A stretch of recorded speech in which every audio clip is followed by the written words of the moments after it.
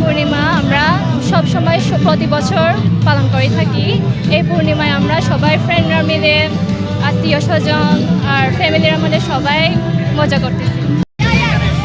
আমাদের অনেক ভালো লাগতেছে, প্রতি বছর আমরা এখানে উদযাপন করি, অনেক ভালো লাগতেছে। তো কালকে ফানুস উড়ানো হবে, তাই আমি অনেক এক্সাইটেড ফানুস উড়ানোর জন্য। আমাদের এখানে ভালো লাগে, প্রত্যেক বছর আসি, পালন করি, ফানুস দিই, বন্দনা করি।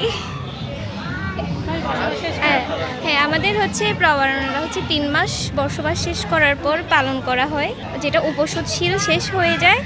তো এটা দিয়েই শেষ পূর্ণিমা হয়। এরপর থেকে কঠিন চিবর দান শুরু হবে। আমাদের সর্বোত্তম দান এটা বলা হয়। এই দিনটা আমার জন্য খুবই খুশির দিন। সবাই মিলেঝুলে থাকে এবং ফানুস উড়ায়, বাতি জ্বালায়, বুদ্ধকে প্রণাম করে এবং বিভিন্ন ধর্মের মানুষরা এসে আমাদের এই ধর্মীয় উৎসবটা পালন করে। মানে আমাদের সাথে মিলে, আমাদের সাথে একসাথে থাকতে চায়।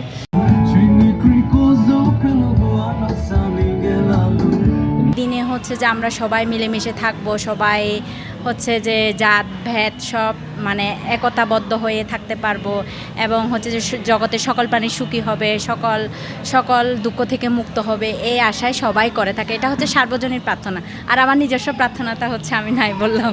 ওকে, কাছে প্রত্যেকটা ধর্মের উৎসবেই আমার নিজের বলে মনে হয়। আমি প্রত্যেকটা ধর্মের উৎসবে যাই এবং আশা করছি এবারের প্রবারণা উৎসব সবার মধ্যে শান্তি ছড়িয়ে যাবে।